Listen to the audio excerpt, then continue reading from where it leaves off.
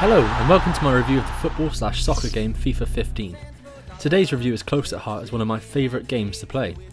Now some games roll around each year with the inevitability of Christmas or the X Factor. Another year, another Call of Duty or Assassin's Creed. And yes, another year, another FIFA. Yet this year is a different for the world's favourite console football game. Most obviously this is the year EA Canada has really got to grips with the PS4 and Xbox One, resulting in mass changes to the graphics and animation engines. Some are merely cosmetic and some so subtle as to be almost unnoticeable, but many have a genuine impact on the gameplay.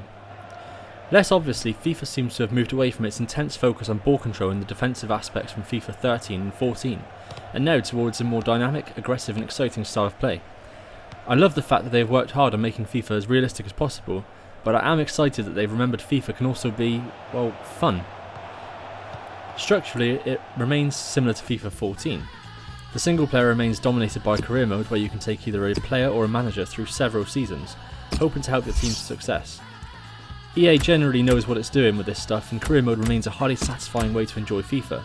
However, the heart of this year's FIFA is, as with last year, Ultimate Team. With the online mode there is very little difference between FIFA 15 and FIFA 14. You can play competitively or cooperatively in seasons, join Ultimate Team tournaments or join a club and meet up for 11 vs 11 events. The action seems on first impressions to be smooth, with good matchmaking and plenty of scope to play how you want to play. However, if you are getting a sense of if it ain't broke don't fix it from the structure of the game modes, then it is more than made up for by the presentation. On one level, FIFA 15 pushes the Sky Sports inspired look and feel about as far as it can go, with superb cutaways and replays, titles close-ups and the rest that leave it closely resembling real TV footage. Meaning, if the other half doesn't have their glasses on and you hide the remote under a cushion, well, you get the picture. The commentary from Martin Tyler and Alan Smith is astonishingly good, particularly if you ply your trade in the Premiership, although the references to the 2014 World Cup could start to get stale in career mode after a few seasons.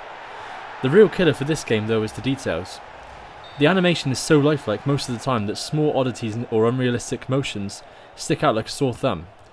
Rain now seems to waterlog the pitch, sending up spray as the players sprint around and covering them in more layers of mud as the game goes on. You can, however, talk of believable emotions with a pinch of salt. The players react well to goals, missed opportunities and referee decisions, but otherwise can look mildly despondent at 4-0 down. FIFA 15 unquestionably looks incredible, but not everything about it is a game changer. The gameplay, however, is. Where FIFA 13 and 14 came touting all new defensive and offensive systems or ball dynamics, FIFA 15 arrives saying little. Play it for a few hours, however, and you'll soon note how much more fluid and dynamic the action feels.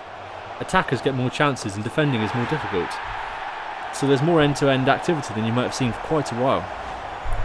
Players seem to turn and react faster without losing the ball, and it's easier than ever to get through to the box without relying on special tricks, but this remains a game that favours fast, accurate passing over ridiculous solo runs. When your player gets through to the opposition box, their biggest obstacle will be the revamped goalkeepers. Most of the time they're fast and hard to beat, charging out to grab the ball when necessary while not abandoning the goal when not.